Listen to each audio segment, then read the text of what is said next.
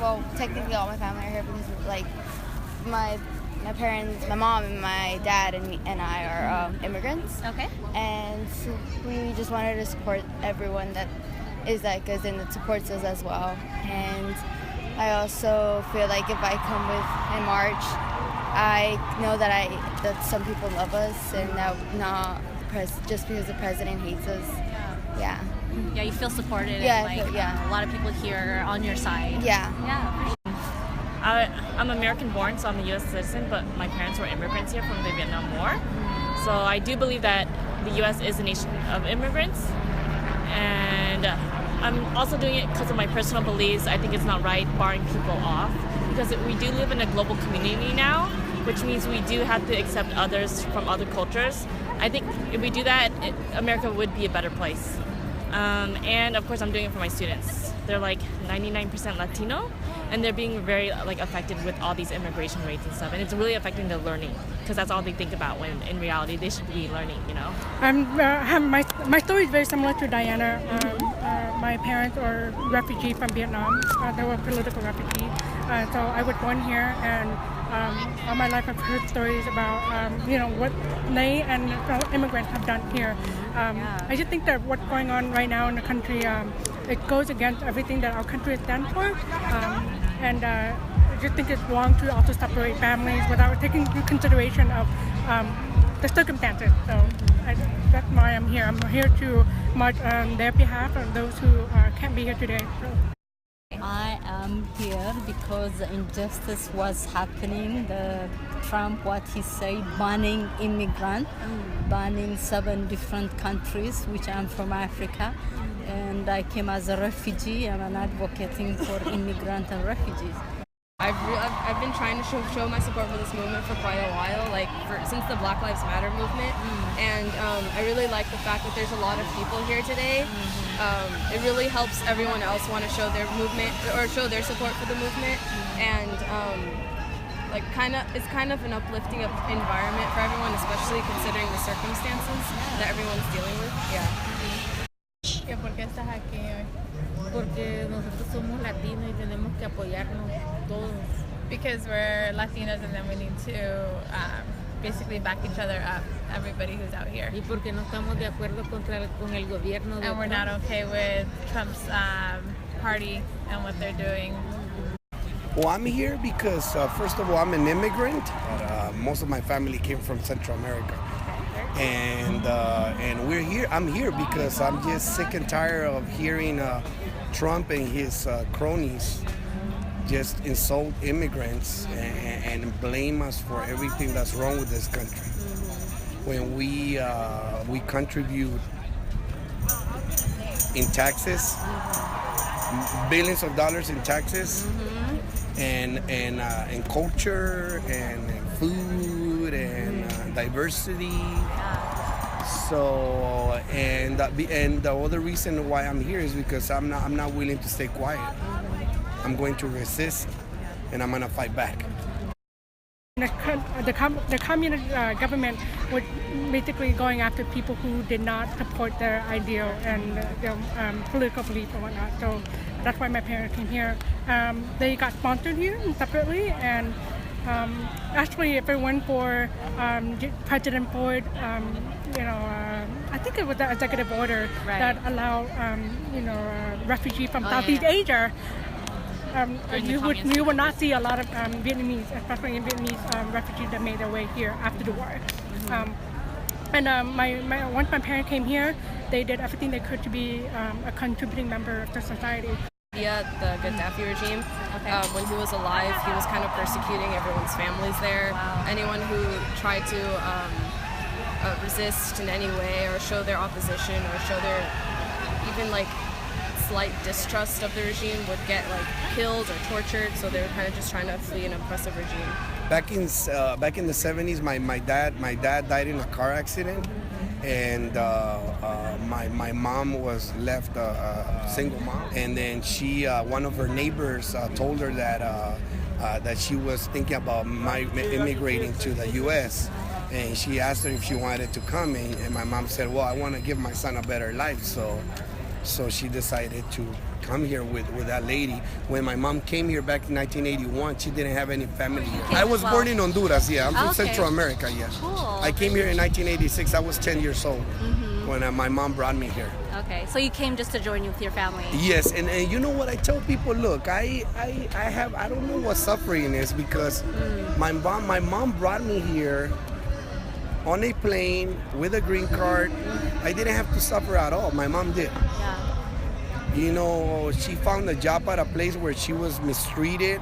The lady didn't want to pay her. She basically she was like kidnapped in a way. She had to run away. She had to escape from her job because the lady didn't want to pay her. And she would tell her, oh, you know, if you say something, I'm gonna call immigration so they can deport you back to your country. Yeah. Wow. So that's one of the reasons why I'm here, because my mom had to go through a lot of negative stuff. Freedom means to me that we all have the right to say what we want to say. We all have the right to march. We all have the right to be part of the community and do what we think is right. And yeah. I'm gonna take some stuff from the Constitution, the Declaration stuff. You know, like the right to life. Was it life, liberty, and the pursuit of happiness? But I know, even though we have freedoms, there should be limits. For example, if our freedom is somehow limiting the freedom of another, it's not really freedom. Like I taught my students, Elie Wiesel, the author of Night. Yes, I love that. We went over his Nobel Peace Prize acceptance speech, and he said one of the main lines was something similar to, "You're not free if someone else is oppressed." He's like, that's not true freedom. If there's someone out there in the world who's oppressed or being tormented or being treated unequally, your freedom has a limit. Like your own freedom has a limit, you know.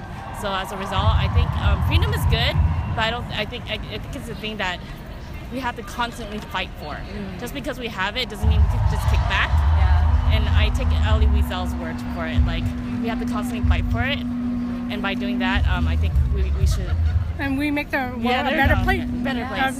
It sounds corny, but you know, we even Diana and I are blessed to be citizens of the country, but we are very aware of things that still need to be improved locally, nationally, and globally.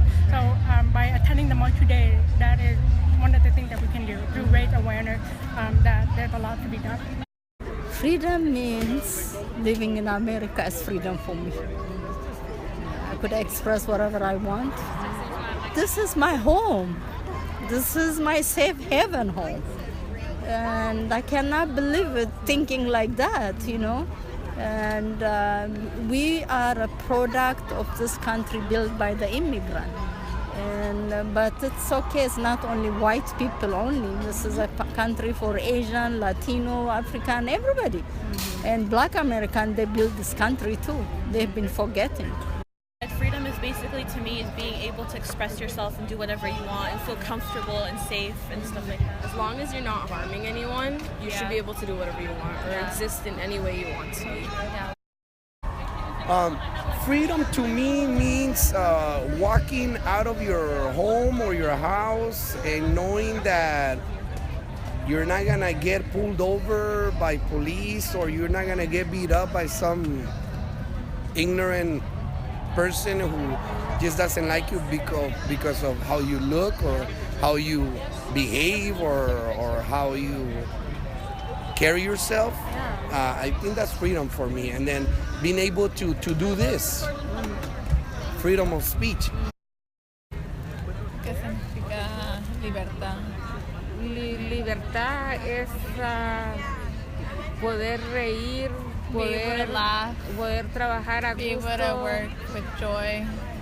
aunque uno no tenga mucho dinero, pero Although you may estar not have a lot tranquilo, of money, you'll be dormir calm tranquilo, and que sleep nadie venga y le without golpee la worrying that puerta y lo someone's quiera gonna be sacar a knocking at uno your y door llevárselo and take you a out la of your cárcel, home and take you o to que lo jail, maten a uno. or that Eso they're es gonna kill libertad. you. That is Y freedom. poder expresar lo que uno And be able siente. to express what you feel.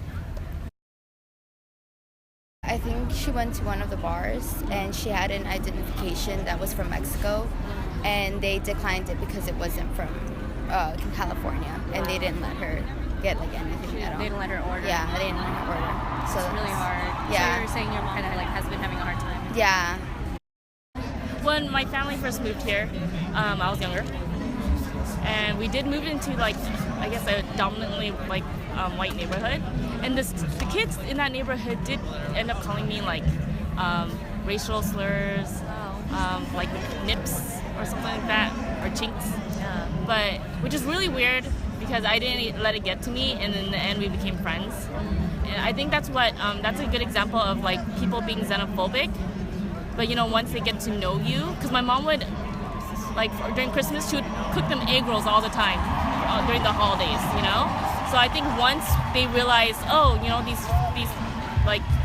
these people who are different than us aren't so bad, So I think, I started off like my parents, like my family started off really bad like that, but my parents just, like we shared our culture with them. We baked them egg rolls. We invited them over for pho.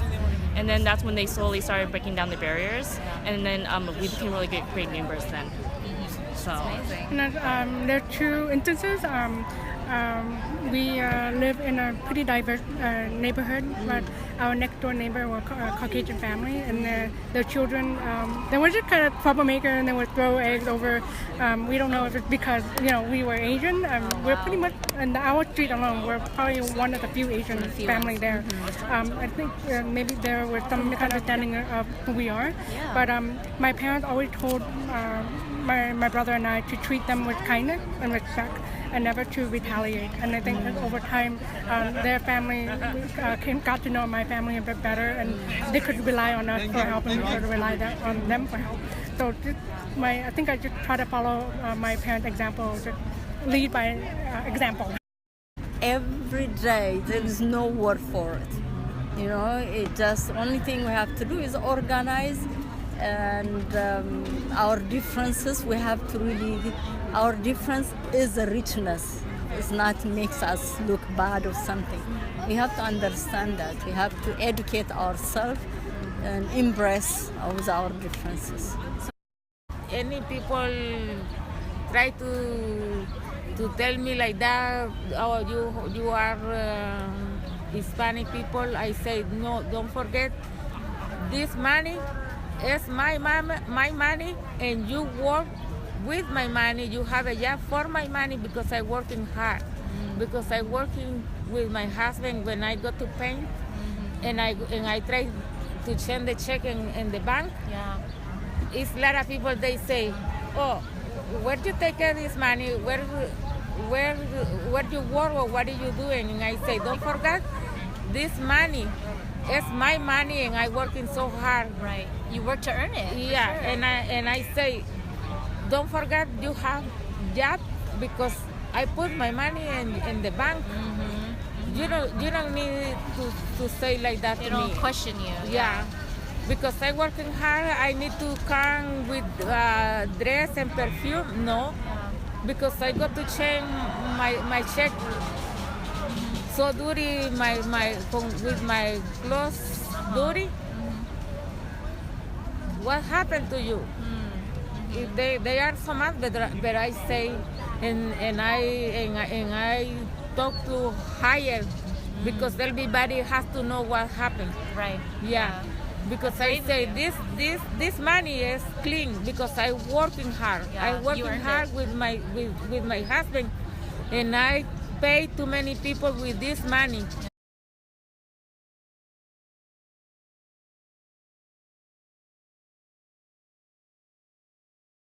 To my synagogue, I'm Jewish. I have a group of friends in the synagogue. They are my comfort. I think friends are a lot more supportive than even family sometimes, because I think with family there's like generational differences, and like there's a distance between the two generations. Like for me, as I'm a gay Muslim girl, and I'm pretty sure a lot of times my family would not support me in that way, but my friends would. So yeah. Let me tell you something. I express myself a lot on Facebook. Okay. Yeah. I post stuff that I feel about discrimination and racism and stuff like that. And I would say I talk to my wife too about things. and my mom. Yeah, but I don't. To them. Yeah. So you have support there as well. And some of my coworkers and stuff. Yeah, that feel the same way as me. I feel like it's hard to depend on somebody besides your family, and this is where you really do feel like you only have your family to support you, because if you talk about it at school or to your friends, a lot of times they have different opinions about it, and they're like, well, you know, the election's over, get over it. It's like, yeah, it's true, it's over, but look at what's going on. It's not you over know, for open us. up your eyes. Like, I'm sorry, I hate to say it, but I think it's because you're white, you don't see what's going on, and you feel like it's okay, but it's not. So you get that support from your family. Yeah. My safe place would be with my friends, my sister, and the other teachers I work with. Just because most of the teachers I work with also came, like their parents were immigrants too. So we have a lot of similarities on how we grew up in, like, majority of them also, when they grew up, lived in predominantly white neighborhoods and stuff like that. But it's amazing how, like, their stories are usually stories of perseverance and stuff like that. And it's something we want to teach our students, just because our school is mostly Latino and stuff, and we teach them our stories. Like, we talk about it every now and then, saying, you know, this has happened to us too, but you know, you have to persevere, because here we are today. We're teachers. We graduated universities. You know, got an education, and we didn't let it get to us. You know. So, but we talk about it a lot in the teachers' lounge. Oh yeah. Teachers' lounge time. But like, and then I talk about it with my siblings, just because they share the same ideals as me as well. So. It's nice to have that For me, support. I would talk about my fear, anxiety with my brother and my friend, and sometimes with my parents as well. But mostly with my brother and my sibling. I mean, my brother and my friend, and they also would talk to me about it. And we're just trying to make sense of what's going on these days. And at the end of the day, you know, we know that we can't give up. We can't let ourselves just get beaten down.